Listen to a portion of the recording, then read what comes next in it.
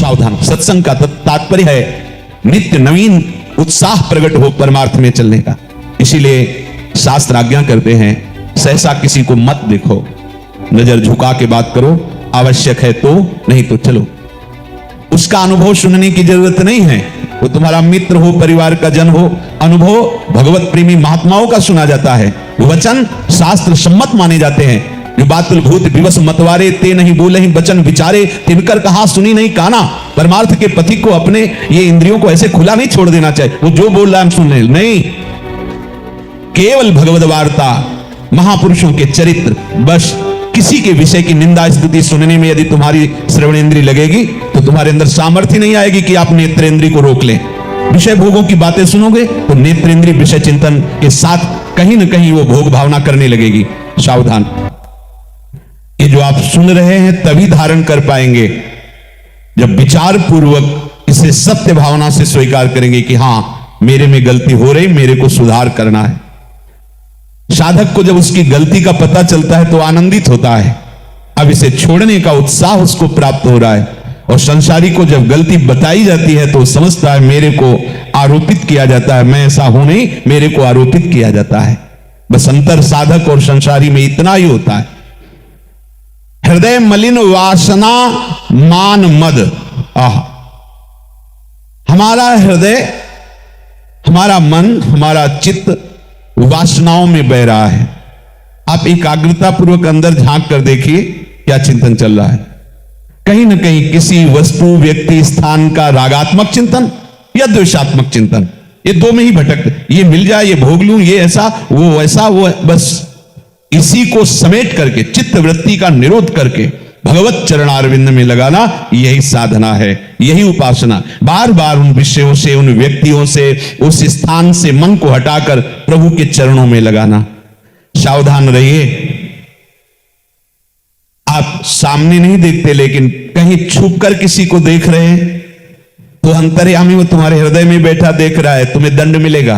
क्या भयंकर आपके अंदर वेग आएंगे विकारों के, जिसे आप सह नहीं पाएंगे। इसलिए सावधान, एकांत में भी ऐसी कोई चेष्टा मत देखिए जो आपके हृदय में वासना को बढ़ावा दे रही है। नेत्र मलिन हो गए हैं, इनको संभालिए। ये मलिन नेत्र भगवत दर्शन करने जाते हैं तो वहां भी ये दोष ही दर्शन करते, न बिहारी जी के दर्शन करते, न राधा वल्लभ जी के। अगर उनके दर्शन हो गए हैं तो आपको देखना रोम रोम प्रफुल्लित हो जाएगा, आंखें आंसुओं से भर जाएंगी, किसी से बोलने का मन नहीं होगा, बस वो छवि बसाए अपनी कुटिया में आकर उसी का स्वाद लेंगे। पर ऐसा नहीं होता। एक ऐसे झलक गई, वहां टिकी नहीं दृष्टि और दोष दर्शन शुरू। ये क्या कर रहा है, वो क्या कर रहा है, वो कैसे खड़ा है, पर ये नहीं देख रहा कि मैं क्या कर रहा हूं, मेरा उद्देश्य क्या है यहां आना, मेरा उद्देश्य क्या है वृंदावन वास करना, मेरा उद्देश्य क्या है भगवत वेश धारण करना, वो नहीं विचार पाता। ये क्यों ऐसा होता है? बोले हृदय मलिन हो गया है वासनाओं के कारण। और अहंकार, गर्व, इसी से हमारा पूरा जीवन मायाकृत हो गया है।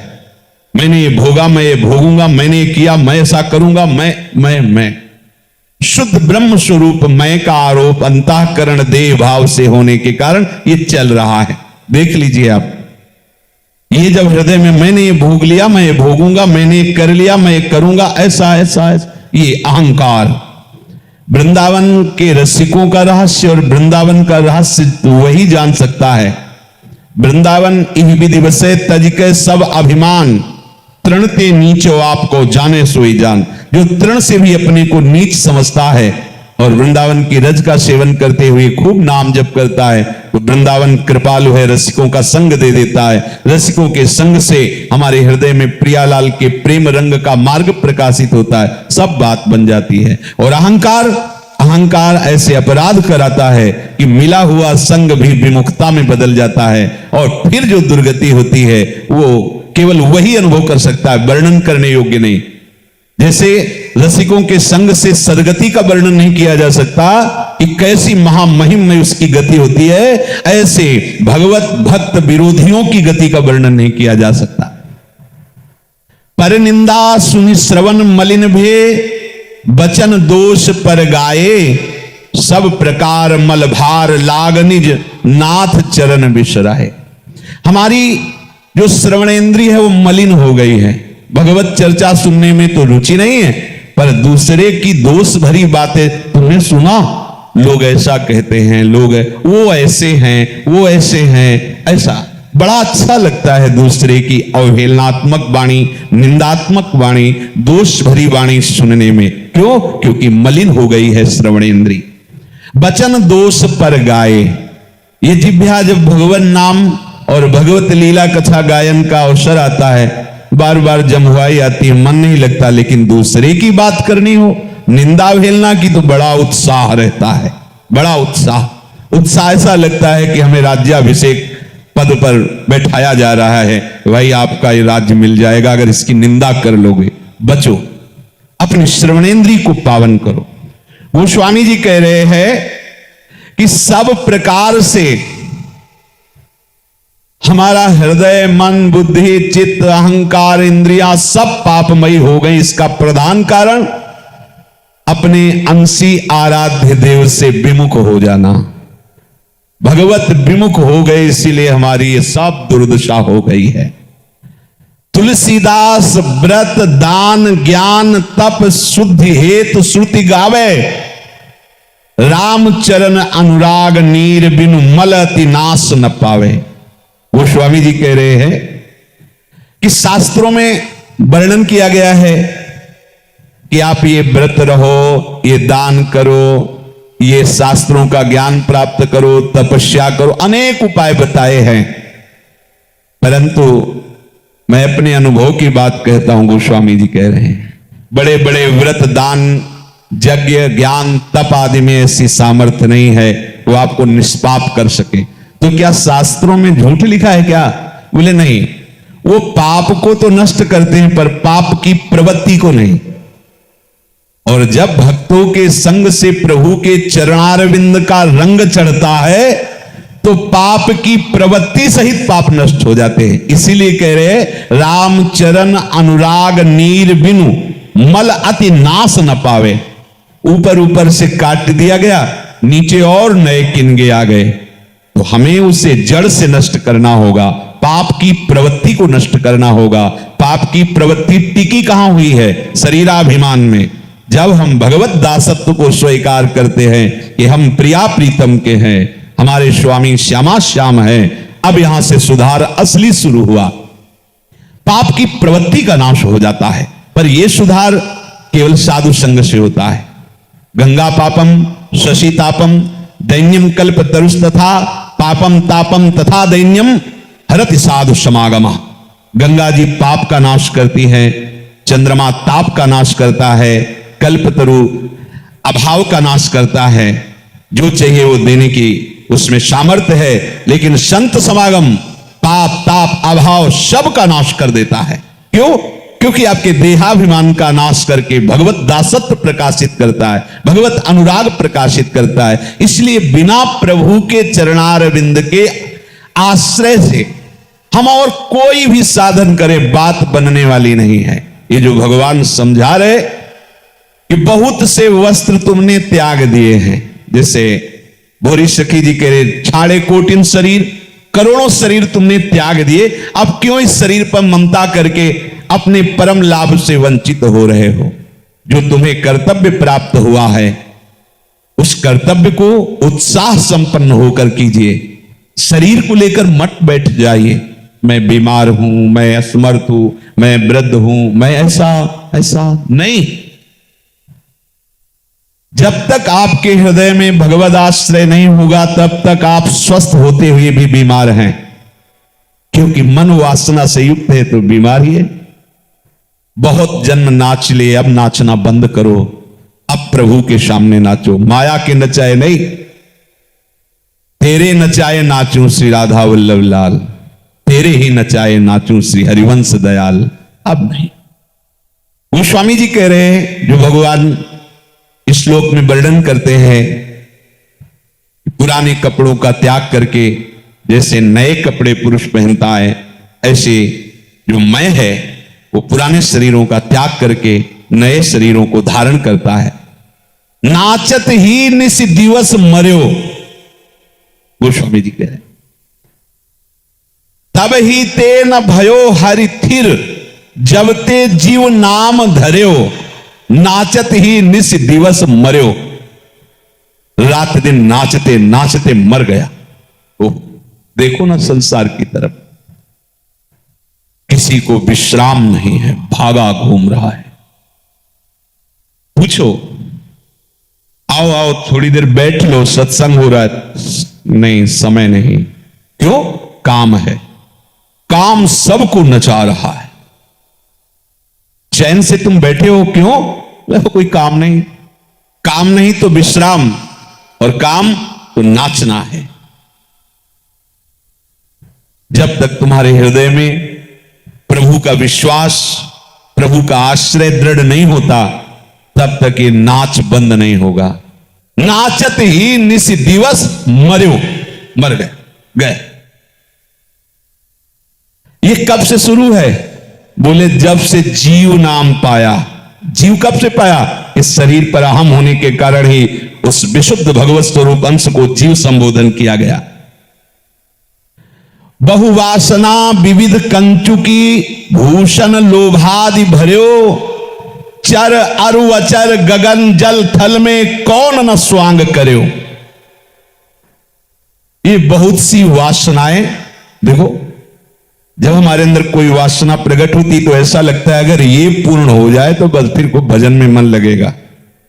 लेकिन जिसने इस मन की चाल को नहीं समझा, उसकी पूर्ति में लग गया, तो उसकी पूर्ति होने के पहले ही वो वासनाएं और तैयार कर लेता है। वो भटकता भटकता गिरता जाता है, भ्रष्ट होता जाता है। उसका भोगाभ्यास दृढ़ हो जाता है, विषयों के भोगने का चाव और बढ़ जाता है, समझ नहीं पाता। बहुवासना विबुध कंचुकी, भूषण लोभादि भर्यो। ये लोभादि भूषण धारण करके वासना की कंचुकी पहनकर रात दिन नाच रहा है माया में। कह रहे कहां कहां नाचा? चर अरु अचर गगन जन थल में कौन न स्वांग कर्यो। जड़ चैतन्य न जाने कितने कितने भेष धारण करने पड़े, कभी आकाश में, कभी जल में, कभी थल में, कौन कौन से स्वांग धरने पड़े। कभी मछली कछुआ बने, कभी सुअर कुत्ता बने, कभी बंबूल और खजूर, नाना प्रकार के वृक्ष रूप बने। हम ही है भ्रमित होते हुए हमारी दुर्दशा होती चल। ये वासना। महाराज नहुष बहुत बड़े धर्मात्मा पुरुष थे। धर्मात्मा और भगवत आराधना में अंतर है, इसीलिए भगवान ने कहा सर्वधर्मान परित्यज्य मामेकम शरणम व्रज। बहुत सी यज्ञ की। बड़ा प्रसंग है, देवराज इंद्र को ऐसी समस्या हो गई थी कि इंद्रासन छोड़ के भागना पड़ा था। तो इंद्रासन खाली होने के कारण ब्रह्म ऋषियों ने महाराज नहुष से कहा आप देवराज इंद्र पद को स्वीकार करें, क्योंकि वो ऐसे पुण्यात्मा थे, इतना उनके पास पुण्य संचित हो गया था। देवराज इंद्र पद पर बैठालने के लिए जो उनसे प्रार्थना की तो उन्होंने कहा मनुष्य शरीर में देवताओं की दृष्टि पड़ते ही हम नष्ट हो जाएंगे। हमारी इतनी बड़ी सामर्थ्य नहीं कि उनको हम आज्ञा कर सके। वायु देव, पवन देव, ये बड़े बड़े देव। तो उनका ये हम आशीर्वाद देते हैं कि जिस पर तुम्हारी दृष्टि पड़ेगी उसका आधा बल तुम्हारे ऊपर आ जाएगा। वैसे ही तुम पुण्यात्मा हो तभी देवराज पद के अधिकारी हो, पर यदि तुम्हें ऐसा लगता है तो जिस देवता पर, जिस ऋषि पर तुम्हारी दृष्टि पड़ेगी हम आशीर्वाद देते हैं उसका आधा बल, तपोबल, पुण्य बल आप में संचित हो जाएगा। राजी हो गए। देवराज इंद्र पद पर बैठे, देवराज इंद्र का भवन मिला। अब वृत्ति बिगड़ गई कि जब पद मिला, भवन मिला, तो इंद्राणी भी मिलनी चाहिए। सूचना पहुंचाई वहां, तो गुरुदेव बृहस्पति जी की शरण में गई। कहा भगवान वैसे ही हम समस्या से पीड़ित हैं कि हमारे पतिदेव छुपे छुपे घूम रहे, अब आप हमारे को बचा लीजिए। बृहस्पति जी ने कहा उसके सामने जाकर उपदेश देने से बात बनेगी नहीं, क्योंकि ऋषियों का आशीर्वाद है, वो आधा बल ले, चाहे ज्ञान बल, तप बल, पुण्य बल कुछ भी हो, उसको ऐसा वरदान मिला है। तो तुम्हारे बचने का एक ही उपाय है कि वो ब्रह्म ऋषियों का अपराध कर दे। कैसे? होगा तुम उसको कहो यदि आप हमसे मिलना चाहते हो तो ब्रह्म ऋषि तुम्हारी पालकी में हो और तुम पालकी में सवार होकर आओ। जिनके बल से वो इंद्रासन पर बैठा था उन्हीं को आदेश कर दिया, कामांध, वासना युक्त हृदय, चलो। अब ऋषियों ने विचार किया, ये तो आज तक ऐसा नहीं हुआ। जिन ऋषियों को देखते ही बड़े बड़े देवता अर्घ आदि देकर प्रणाम करते हैं, उन ऋषियों को ये पालकी में जोतेगा, ये तो बहुत ही अन्याय हो जाएगा। बड़े बड़े महापुरुष अगस्त्य, दुर्वासा, बड़े बड़े तप के धनी, उन्होंने विचार किया कि अगर ये दृष्टि पड़ेगी तब तो बल चला ही जाएगा उसके पास, तो क्या उसका प्रशासन हो सकेगा। महापुरुष की जटा में अंदर सूक्ष्म लेकर एक तपस्वी महापुरुष बैठ गए, जैसे अगस्त्य जी, दुर्वासा जी, सब बड़े सामर्थ्यशाली महात्मा हैं। अब उसके हृदय में बड़ा वासनात्मक उत्साह था। कहा, सर्प, सर्प, सर्प माने होता है तीव्र गति से चलो, तीव्र गति से चलो। अब तपस्या के धनी ऋषि कोई ऐसे बलिष्ठ थोड़ी तप बल होते हैं, वैसे अस्थि मात्र हो रहे शरीरा, तो एक लात मारी और उनकी जटा में ही छुपे हुए बैठे हुए थे, तो आवाज दिखाई नहीं दिया, जटा से सूक्ष्म रूप रख के बैठे थे। लात उन पर पड़े तो उनका, अरे मूर्ख, जिनकी कृपा से तू देवराज इंद्र पद पर बैठा, उन्हीं ब्रह्म ऋषियों के साथ ऐसा व्यवहार, तुझे सर्प, सर्प बहुत तीव्र, जा तू सर्प योनि को प्राप्त हो, अजगर योनि को प्राप्त हो गए। अब आप सोचो, ये वासना की क्या गति है। शुभ कर्म उसे पहुंचा रहा है देवराज इंद्र के पद पर, अशुभ वासना उसे पहुंचा देती है अजगर की योनि पर, बड़ा अपराध बन जाता है। यह है नाच, ऊपर नीचे। तभी कह रहे गगन, आकाश में, मतलब ऊपर के लोकों में, जल में, थल में, कैसे कैसे स्वांग रचे, कौन कौन से शरीर धारण किए। मैं तो वही है जो नहुस के शरीर को धारण किए था, मैं वही है जो देवराज पद पर बैठा, मैं वही है जो अजगर बना। तो वासांश जीर्णानि, ये कपड़े त्यागते चले जा रहे। देव दनुज मुनि नाग मनुज नहीं जाचत को बर्यो। ऐसा नहीं कि पीछे देवी देवताओं की आराधना नहीं हुई, पीछे किसी राजा महाराजा धनी जमींदारों की आराधना नहीं हुई, सबकी आराधना की है, पर अपने प्राणाराध्य हरि की आराधना नहीं की। बिना इनकी आराधना के ये जन्म मृत्यु का चक्र नहीं छूट सकता। जितने भी देवी देवता आदि की आराधना है वो ऐसी है जैसे बनिया की दुकान और आपकी जेब का पैसा, बस इतना ही संबंध है। जितना पैसा उतनी सामान, जितनी साधना उतना ही फल। और हरि की आराधना का स्वरूप है गोदनामा। उनके आश्रित हो गए, उनके सारे वैभव के अधिकारी हो गए। वो बनिया की दुकान नहीं कि जितना है उतना ही मिलेगा, नहीं, प्रभु की शरण में हुए, प्रभु का समस्त ज्ञान, वैराग्य, वैभव, अनुभूति सब आपको प्राप्त हो जाएगी। ऐसा कोई दानी नहीं है, वो अपने आप को दान कर देते, अपने आप को समर्पित कर देते हैं। कोई ऐसा त्रिभुवन में नहीं जो मुझे इस दुख से उबारा हो आज तक। गोस्वामी जी कह रहे, देव दनुज मुनि नाग मनुज नहीं जाचत को उबर्यो। आज तक मुझे कोई बचा नहीं पाया इस माया से, इस प्रपंच से। मेरो दुसह दरिद्र दोष दुख काहू तो न हर्यो। किसी ने मेरा दुख दोष नहीं हरा। हमारा हृदय पाप वासना से जलता रहा। देखो, हम दुख स्वयं मोल लेते हैं, हम दुख बनाते हैं और दुख भोगते हैं, जानबूझकर दुख भोग रहे। ये प्रभु ज्ञान ही तो दे रहे हैं। शरीर का जितना भी आप राग, भोगों का जितना राग, भोग संबंधियों का, शरीर संबंधियों का जितना राग, ये मोल दुख लेना है। समझ में नहीं आएगा जब तक भगवत प्रेमी महात्माओं का बहुत काल तक संग नहीं करोगे। जब बहुकाल करी सत्संगा तब ही होई सब संशय भंगा। जब बहुत काल सत्संग करोगे कुसंग का त्याग करके, तब आपके सारे संशय छिन्न भिन्न हो जाएंगे और भगवत मार्ग प्रकाशित होगा। मेरो दुषा दरिद्र दोष दुख काहू तो न हर्यो। किसी ने आज तक मुझे इस आवागमन के चक्र से नहीं हटाया। किसी ने ऐसी कृपा नहीं की कि हमारा हृदय कह सके पायो परम विश्राम। अब मुझे अब कछुनाथ न चाहिए मोरे। कहीं चाहे किसी देवता की, दैत्य की, मुनि की, नाग की, किस किस की हमने आराधना की, नहीं हुआ। देव दनुज मुनि नाग मनुज नहीं जाचत को उबर्यो, किसी ने नहीं।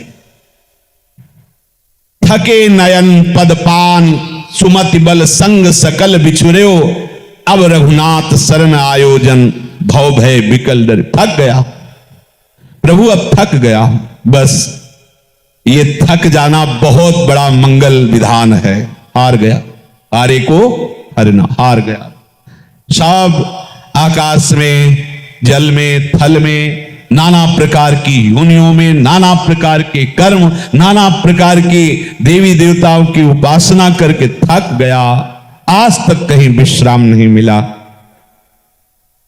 हमारे नयन थक गए, हमारे पद थक गए, हमारे हाथ थक गए, हमारी बुद्धि थक गई, हमारा बल घट गया।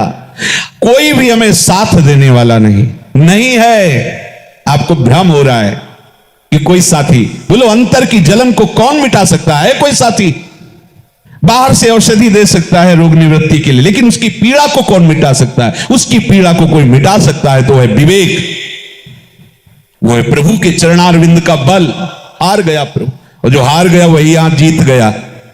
जो हार गया वही यहां जीत। अभी हारे नहीं, अभी धन बल, बुद्धि बल, जन बल, परिवार बल, ये सब, और ये सब धोखे का बल है। कोई साथ देने वाला नहीं। हृदय से इस बात को स्वीकार करो, कोई साथ देने वाला नहीं। ये बहुत बड़ा भ्रम है कि तुम्हारा कोई साथी है। स्वार्थ का तो हो सकता है, परमार्थ का कोई नहीं हो सकता। जिसको तुम अपना बल मान रहे हो एक क्षण में नष्ट हो सकता है, वो बेचारा तुम्हारा क्या सहयोग करेगा? जिस शरीरधारी को तुम अपना बल मान रहे हो, धन को बल मान रहे हो, या और भी, ये सब क्षण में नष्ट हो जाने वाले हैं। ये तुम्हें क्या सहयोग कर देंगे? वो अविनाशी परम तत्व जो तुम्हारा मित्र है, हर समय तुम्हारे साथ है, तुम्हारे हृदय में ही है, बाहर भीतर सब जगह उसका ही एक छत्र राज्य है। तुम उससे प्यार क्यों नहीं कर रहे? क्योंकि हम हार नहीं पा रहे। गोस्वामी जी कह रहे मैं हार गया, अब रघुनाथ शरण आयोजन भव भय विकल। मैं डर गया। हाँ डरो, यही डरे ही डर हरिवंश जिनो भ्रमय गुण सलिल पर। ये जो अहंकार से छाती ताले हो, ये काल से नहीं बचा सकती। पर प्रवाह काल के कदाप छूटी है नहीं। व्यासनंद नाम जो प्रतीति सो नरट ही। यदि विश्वास पूर्वक प्रभु की शरण में होकर उनका नाम जप नहीं करते हो, तो कोई भी तुम्हें इस प्रबल काल के प्रवाह से नहीं बचा सकता, कोई नहीं बचा सकता। जेहि गुणते बस हो रीझ कर सो मोहि सब बिसर्यो, तुलसीदास निज भवन द्वार प्रभु दीजय रहन पर्यो। हे नाथ, आप जिन भगवत सद्गुणों से प्रसन्न होते हैं वो सब मैं तो भुला चुका हूं। मेरे अंदर कोई सद्गुण नहीं जिससे मैं कह सकूं कि आप इससे रीझ जाओ। अपने लोग ऐसे ही हैं। अगर कोई आप में सद विचार है, सद साधन है, सद आचरण है, तो आप ये भगवत कृपा से प्राप्त किए हैं, ये आपके नहीं है, ध्यान रखना।